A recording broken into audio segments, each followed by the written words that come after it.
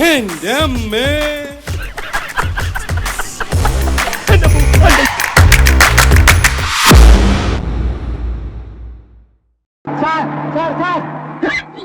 എന്റെ അമ്മയ്ക്ക്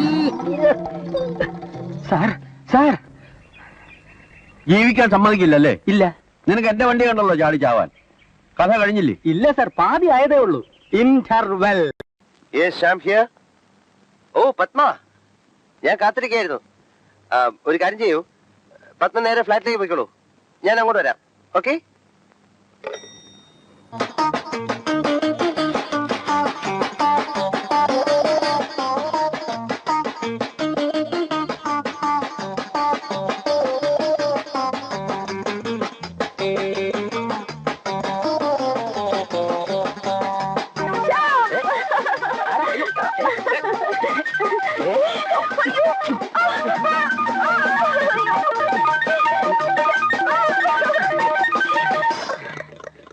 ആരാണ് താൻ?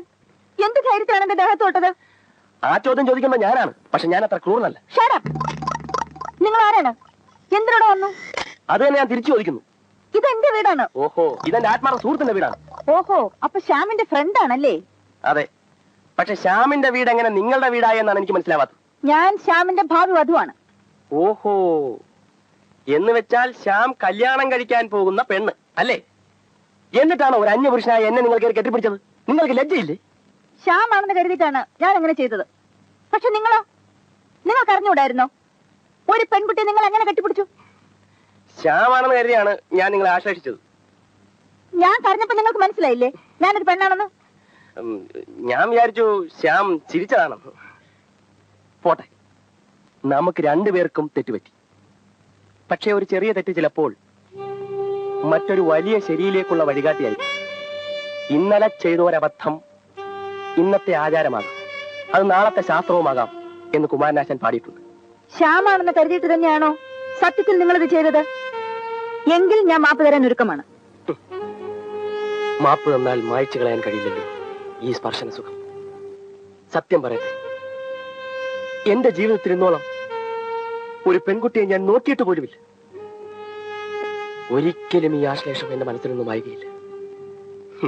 പണക്കാരനാണെങ്കിലും അവിവാഹിതനായ ഞാൻ എങ്ങനെ ഇനി മറ്റൊരു പെൺകുട്ടിയെ എന്റെ ജീവിതത്തിലേക്ക് ക്ഷണിക്കും? അതുകൊണ്ട് അതുകൊണ്ട് അതുകൊണ്ട് അതുകൊണ്ട് മാത്രമല്ല, എല്ലാം കൊണ്ടും I love you. I love you. വിവാഹ നിശ്ചയം കഴിഞ്ഞ ഒരു പെൺകുട്ടിയാണ് ഞാനെന്ന് നിങ്ങൾ മനസ്സിലാക്കണം. മാഡം, ഞാൻ പറയുന്നതിന്റെ യഥാർത്ഥത്തിലുള്ള അർത്ഥം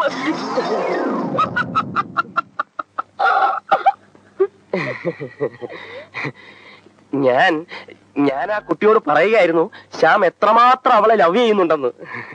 ഐ ലവ് യു എന്ന് പറഞ്ഞാൽ ശ്യാം അവളെ ലവ് ചെയ്യുന്നു എന്നാണോ അർത്ഥം? അല്ല, ഐ ലവ് യു എന്ന് ഇവളെ പറ്റി എന്നോട് ശ്യാം പറഞ്ഞതിനെ പറ്റി ഞാൻ അവളോ. മനസ്സിലായി, വിഷമിക്കണ്ട. അമ്മച്ചി എന്തോ തെറ്റിദ്ധരിച്ചുകൊണ്ട്. ഞാൻ ആരുടെയും അമ്മച്ചിയല്ല. അല്ല, പ്രായം കൊണ്ട് ഒരിക്കലുമല്ല. പക്ഷെ സ്നേഹത്തിന്റെയും വ്യക്തിത്വത്തിന്റെയും മുമ്പിൽ ആരും അമ്മായി അമ്മച്ചി എന്ന് വിളിക്കും. ദാ ഇനി ആവർത്തിക്കില്ല. ആ, അമ്മായി നേര് പറ. അമ്മായിക്ക് എത്ര വയസ്സായി? 30ഓ 32ഓ? അതില് കൂടുതലൊക്കെ ഉണ്ട്. ഏതായാലും 33 കൂടില്ല, കൂടാൻ ഞാൻ സമ്മതിക്കൂല. അമ്മായി അളിയോ, പൊന്നളിയാ, നീ എവിടെ ആയിരുന്നു അളിയോ? എന്റെ പൊന്നളിയാ, കൈയെടുക്കാൻ നിനക്ക് എന്ത് വെച്ചോ? ഇവൻ ഇങ്ങനെയാണ് സ്നേഹം പ്രകടിപ്പിക്കുന്നത്. എനിക്ക് നിന്നോട് സ്നേഹമോ? എന്തിന്? അത് കളാ, എനിക്ക് നിന്നെ അറിഞ്ഞൂടെ? എന്തിനാണ് എന്നോടുള്ള സ്നേഹം ഒളിച്ചു വെക്കുന്നത്? നിനക്ക് അങ്ങനെ വല്ല തെറ്റിദ്ധാരണ ഉണ്ടെങ്കിലേ അതിപ്പോ തന്നെ മാറ്റിയേക്കാം. എനിക്ക് നിന്നോട് അശേഷം സ്നേഹമില്ലെന്ന് മാത്രമല്ല, നിന്നോട് അർപ്പം വെറുപ്പാണ്. ഇറങ്ങട്ടെ വെളിയിൽ. നീ എങ്ങനെയൊക്കെ എന്നെ തള്ളി പറഞ്ഞാലും ശരി, നിമിഷം പ്രതി നിന്നോടുള്ള സ്നേഹം എനിക്ക് വർദ്ധിച്ചു വരിക. എനിക്കും വർദ്ധിച്ചു വരുന്നുണ്ട്. സ്നേഹമല്ല, കൈയുടെ തരിപ്പ ആശേഷിക്കാനായിരിക്കും. എനിക്കറിയാളിയാ, അതാളിയാ സ്നേഹം. ഇതാണ് സ്നേഹമെങ്കിലേ ഇതിന്റെ മൂർധന്യാവസ്ഥയിൽ ഞാൻ എന്നെ തന്നെ മറന്ന് പ്രവർത്തിക്കും. അതൊരു മരണത്തിൽ കലാശിക്കും. അതാണല്ലേ സ്നേഹം. ഇതെന്താ? ഇതെന്താന്ന്?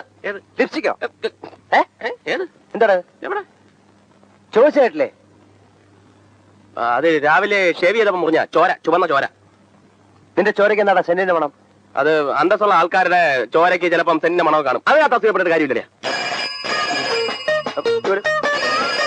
ഫോണിവിടെ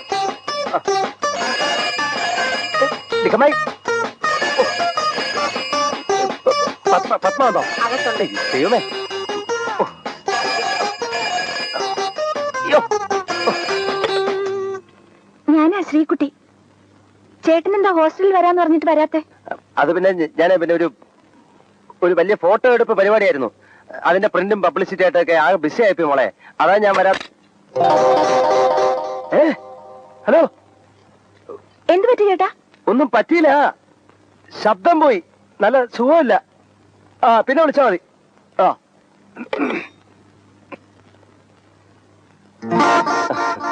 ആരാ വിളിച്ചത്? ഡാഡിയാ. വെസ്റ്റ് ജർമ്മനിയിൽ ഒരു ഗോൾഡൻ പോമറേനിയൻ പട്ടിയെ കൊണ്ടുതരുന്നു. അതിനെല്ലാം സുഖമില്ല, അത്ര കഷ്ടമായിപ്പോയി. What happened? What happened, Shyam? ശബ്ദത്തിന് എന്ത് പറ്റി? എന്റെ ശബ്ദത്തിന് ഇടയ്ക്കിടയ്ക്ക് ഒരു കുഴപ്പമുണ്ട്. പോവും, പിന്നെ തിരിച്ചു വരും. ഓഹോ ശ്യാം, എനിക്കൊരു സന്തോഷ വാർത്ത പറയാനുണ്ട്. എന്താ? ഞങ്ങളുടെ ഫ്ലൈറ്റ് ടൈം മുഴുവൻ മാറ്റാൻ പോവുകയാണ്. അതുകൊണ്ട് ഇപ്പൊ 11:30 എത്തുന്ന ട്രിവാൻഡ്രം ഫ്ലൈറ്റ് ഇനി മുതൽ 7:30 തന്നെ ലാൻഡ് ചെയ്യും. ദാറ്റ് മീൻസ് നമുക്കൊരു ദിവസം 3 മണിക്കൂർ കൂടുതൽ കിട്ടുന്നു അല്ലേ? യെസ്. അപ്പോ ബോംബെ ഫ്ലൈറ്റ് പഴയ സമയത്ത് തന്നെയാണോ? ഇല്ല, അത് മാറും. രക്ഷപ്പെട്ടു. അതെന്താ അങ്ങനെ പറഞ്ഞത്? എങ്ങനെ രക്ഷപ്പെട്ടു എന്ന് പറഞ്ഞത്? ഞാൻ പറഞ്ഞില്ല. പറഞ്ഞു. ഞാൻ പറഞ്ഞില്ല. നീ പറഞ്ഞതാ, ഞാൻ കേട്ടതല്ലേ. സത്യം പറയൂ, ശ്യാം ഏത് പെൺകുട്ടിയോടാണ് സംസാരിച്ചത്? നീ അല്ലാതെ ഒരു പെണ്ണിന്റെ മുഖത്ത് ഞാൻ ഇന്നുവരെ നോക്കിയിട്ടില്ല. ഞാനൊരു പെണ്ണിനോട് സംസാരിച്ചത്. ആവശ്യമില്ലാത്ത കാര്യത്തിൽ ഇടപെട്ടാണ്ടല്ലോ.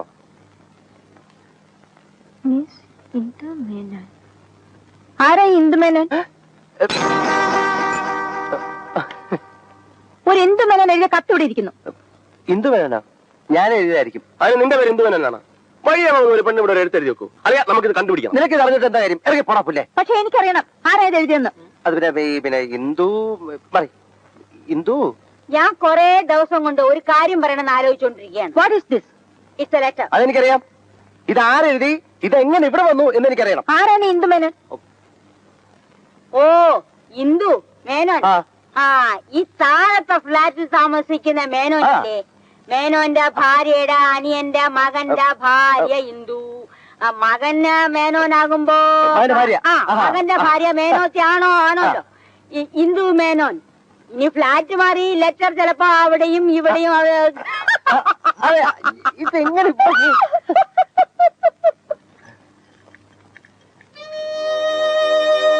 എന്നെ മറ്റേതെങ്കിലും പെൺകുട്ടികളായി ബന്ധപ്പെടുത്തി പത്മ ചിന്തിക്കുന്ന എനിക്ക് വളരെ സങ്കടമുണ്ട്. സോറി ശ്യാം, ശ്യാമിന്റെ കാര്യത്തിൽ ഞാൻ വളരെ പോസിറ്റീവാണ്. It's all right, all right.